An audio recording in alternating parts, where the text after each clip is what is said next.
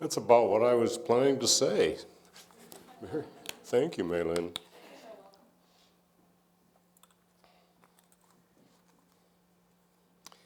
You know, I started out thinking the title of this message was going to be, How Big is Your Love? But then I got thinking that love is actually one of those unbounded concepts. It just has no limits, has no barriers.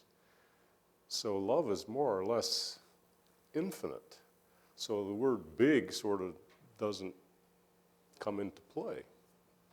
So I changed the title to How Big Does Your Love Feel? So love with the capital L is infinite.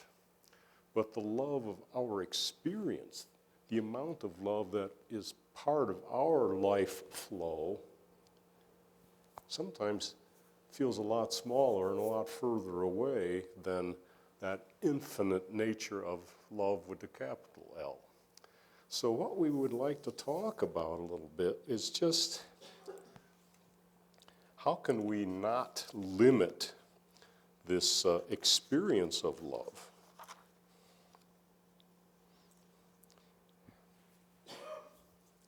Okay, the next slide shows a beautiful orchid, which is kind of a symbol of love for me, and it is infinite, very much so. So how can we stop limiting our experience of love and just open up to allow it to flow more freely? Speaking of flowing freely, I think I'm going to be capturing my nose here every now and again. Sorry about that. Ernest makes it really clear that the responsibility to open to divine love belongs to each of us, each of us. Can you go to the next one, Eric? And it says, whoever would entertain the Christ consciousness must invite him. He does not come unbidden, nor sit at any man's table an unwelcome guest. Neither does the divine presence force itself upon any. He stands at the door and knocks. We must open if we are to receive. I think the same thing, we're talking about kind of divine presence in this quotation, but love and divine presence are, I think, probably the same thing, just looked at from a slightly different angle. So what beliefs do we carry that limit the flow of love? Maura mentioned some. In our culture, it feels vulnerable. We don't like to feel vulnerable. If you wear your heart on your sleeve and are openly caring for people, it's easy to get hurt. It feels awkward. So we tend to back away from that.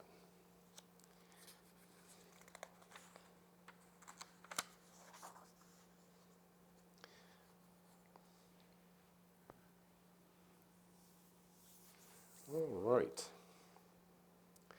In 1 John 4:8, we read, the person who does not love does not know God, for God is love. That's kind of a bold statement.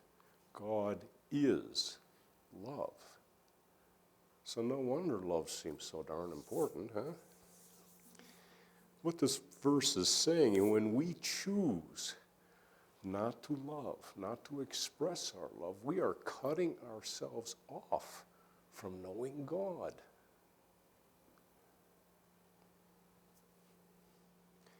Science of Mind teaches us that what we give out is what comes back to us. So when we cut the flow of love off by withholding it, we're cutting it off from coming back to us at the same time. Yet if I say to you, we are always called or always have the opportunity to love anybody and everybody regardless of circumstances, what starts popping up in our minds? Thoughts about exceptions to that rule, if you would. That exceptions that seem beyond our capacity. Have you ever tried to love a serial rapist or a child molester, even if your child is the victim or the perpetrator? How about Osama bin Laden, Adolf Hitler, Chairman Mao? Wow. All of us sort of step back from thinking about love when we think about people like that. But even bad guys need love, I guess we could say, huh? If God is all there is, and God is love, who are we to think we have the right or duty or obligation to sometimes withhold it and thereby cut ourselves off from Father, Mother, God? How unconditional is our love? Do we have the capacity? Can we invite the capacity to love even when our human instincts kind of want to step away from that? I suspect almost all of us have room to open further to the love and Christ consciousness that we came here to grow into. So I'm not going to talk more about unconditional love right now, except that maybe it's a topic for another morning message.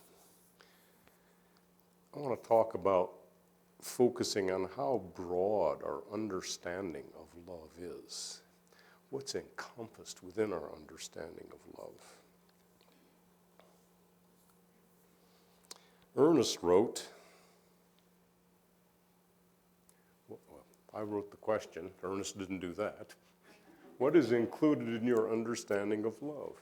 Ernest says, all is love. All is love. That might be a nice 3-word mantra that we could just say over and over to ourselves as a way of inviting the opening of an expanded feeling of love within ourselves.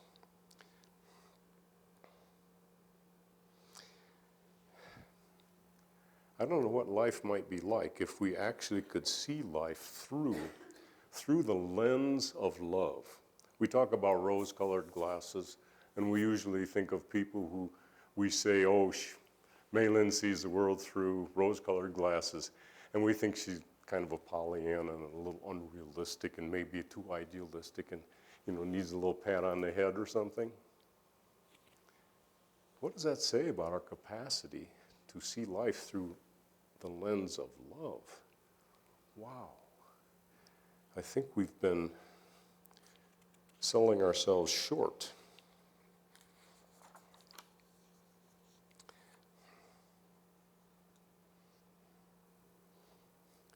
Regarding our experience of the divine, Ernest said, we have made a riddle out of simplicity.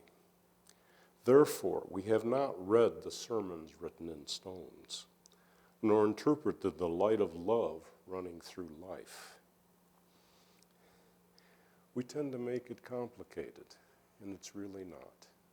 It's just opening your heart and letting your light shine to other people. And then, as Maura pointed out in her reading, it comes back. It's such a beautiful thing, such a beautiful thing.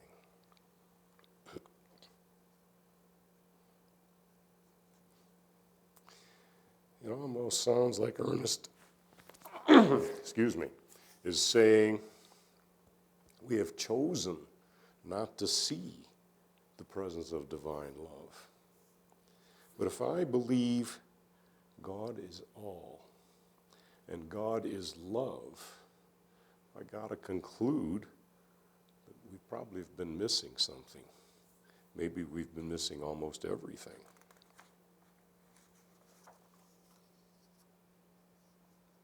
Here's another quote from Ernest. Love is at the center of man's being. I put the fact that ladies are included there as well. And the calm, continuous pulsations of life are governed by love.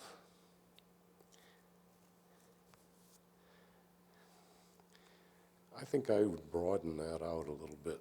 This is sort of where the edge of my envelope is these days, but love is at the center of all creation, and the calm, continuous pulsations of everything are governed by love.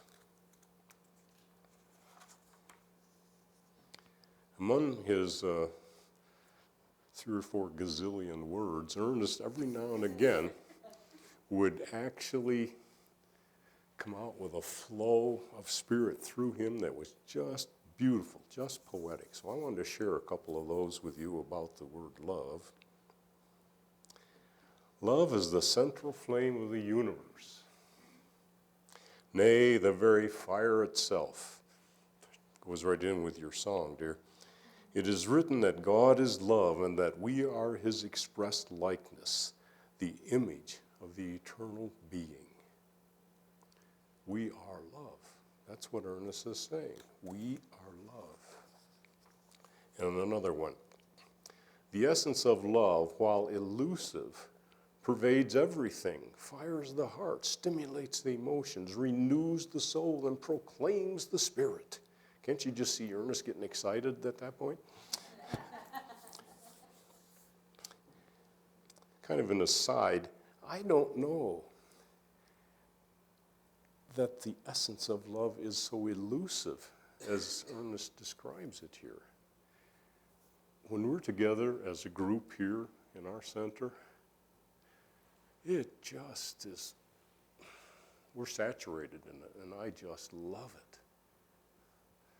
So maybe it's not elusive if we open ourselves up to give it, to show it. What's elusive is our willingness to open up and be vulnerable.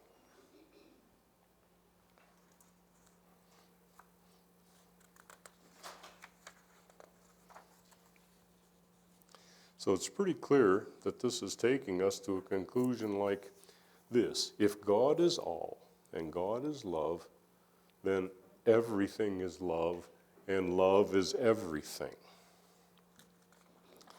And I really have come to realize, I suppose it started a few months ago, but love is the big word, the all-encompassing word. And there are many other words that seem precious to us or important to us that are really, in my mind now, facets of love. Words like wisdom, peace, joy, freedom, compassion, and on are all facets of love. That is a pretty big understanding of love. But it's the easy half of the conclusion. Everything, if we're going to say everything is love, it also includes the so-called dark side. Fear, loss, loneliness, pain, suffering, judgment, hate, revenge, violence, and on and on. All those negative words that we would like to not associate with the divine are also held within it. How can this be? I'm not going to try to explain the whole thing, but I'll just say my short answer, I believe, is that for us to know and for us to experience and for us to feel our own holiness, our own beingness of love, our own love, we also need to have available within our life experience kind of the opposite. Just like if we wouldn't know what the word hot meant if we'd never experienced cold, or vice versa. And we are not going to be able in this way of living, this human way of being, to experience love in its fullness if we've never known pain or fear. They're necessary on this earth plane for us to experience and appreciate the positive. If the only thing we ever knew was just some ongoing forever state of bliss, how would we know to appreciate it? It's just kind of always the way things are. So I really do think that everything is included in love.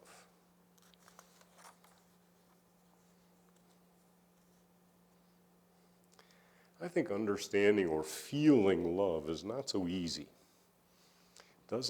My words up here are probably not conveying a feeling of love, at least not to the degree that I would like them to. Gary Zugoff, the quote on the first slide, feelings are the language of the soul. I think love is something that is better felt than described.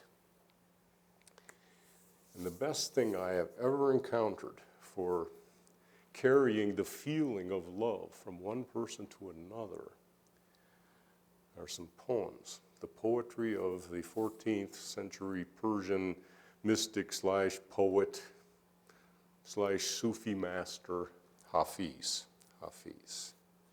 So I'm going to close this morning by reading a few Hafiz poems. But I think in order to appreciate Hafiz, I may have to give a little background explanation here. Daniel Ladinsky, who is the translator of Hafiz's poems into beautiful English, says this: in some poems, Hafiz is like a playwright who is acting all the parts. The lover, the disciple, the master and guide, the voice of God, sometimes even the reader. Often, I, you, he or she, and Hafiz refer to the same person. He frequently includes his name, Hafiz, in at least one stanza as a method of signing the poem, as an artist might sign a painting. Most of his poems were presented to his students, his world, orally. They just sort of flowed out of this man, and his students would write them down later. For Hafiz, the focus of love is often a master of love, described as a luminous figure, friend, or sometimes the tavern keeper, the one who pours love's wine. The master puts the student on intimate terms with God, who is called the friend, the beloved, the beautiful one. An interesting aside about Hafiz.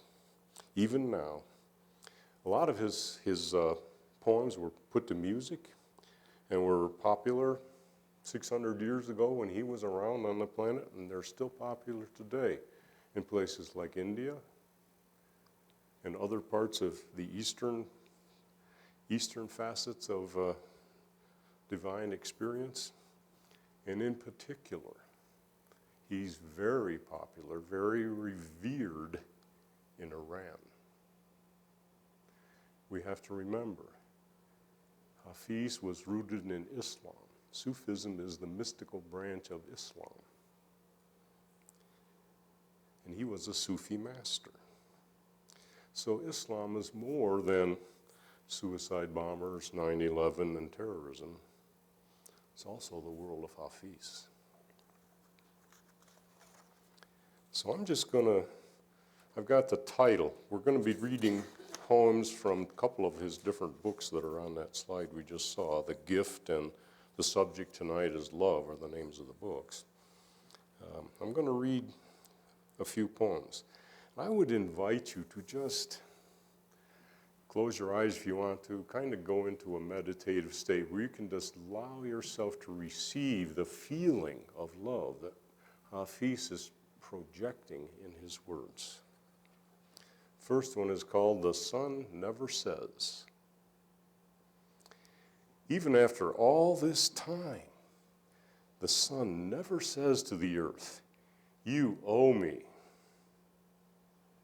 Look what happens with a love like that.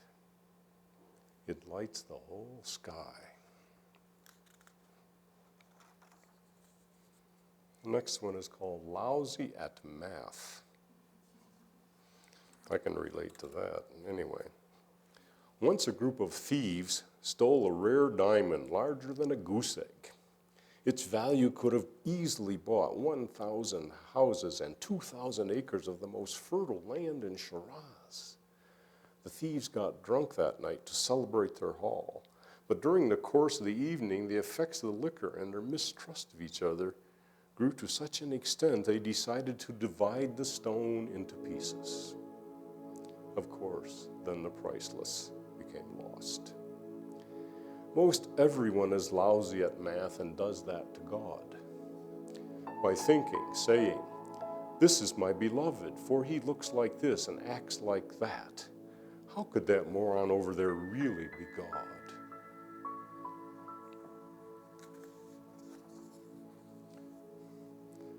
The next one is entitled, "This Place Where You Are Right Now."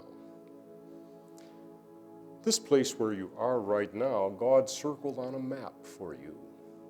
Wherever your eyes and arms and heart can move against the earth and sky, the beloved has bowed there. Our beloved has bowed there knowing you were coming. I could tell you a priceless secret about your real worth, dear pilgrim. But any unkindness to yourself, any confusion about others, will keep one from accepting the grace, the love, the sublime freedom divine knowledge always offers to you.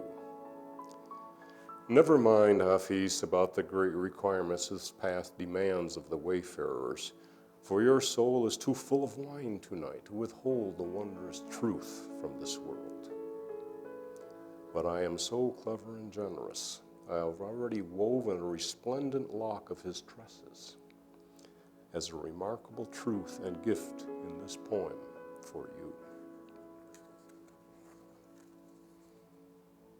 Guardians of his beauty. We are the guardians of his beauty. We are the protectors of the sun. There's only one reason we have followed God into this world: to encourage laughter, freedom, dance, and love. Let a noble cry inside of you speak to me, saying, "Hafiz, don't just sit there on the moon tonight doing nothing. Help unfurl my heart into the friend's mind. Help, old man, to heal my wounded wings." We are the companions of his beauty. We are the guardians of truth. Every man, plant, and creature in existence, every woman, child, vein, and note is a servant of our beloved, a harbinger of joy, a harbinger of light.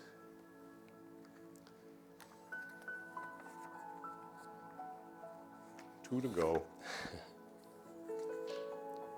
Where do you think you will be is the next one. I am sitting on a mountain. I am casting shadows into the sky. I did not invite it, but the sun has come and is now playing tag with my feet. I am whispering to the clouds today, "Watch out for my shoulders," for I wish no harm to all my soft friends. Where do you think you will be when God reveals himself inside of you? I was so glad to hear that every pillow in this world will be stuffed with my soul and beard. I'm sitting on a mountain range. I'm a precious body of living water offered to the earth from light's own hands. This is one of my favorite lines. Why ever talk of miracles when you are destined to become infinite love?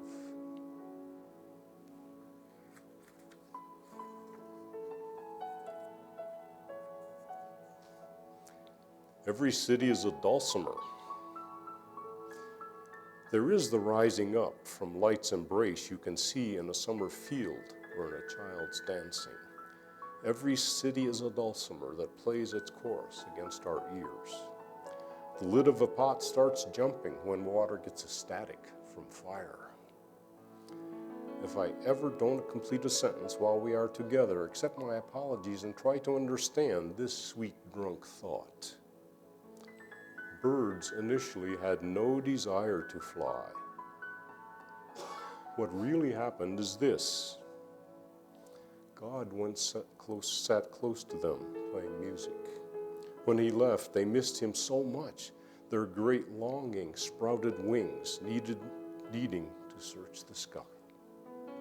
Listen, Hafiz knows nothing evolves us like love.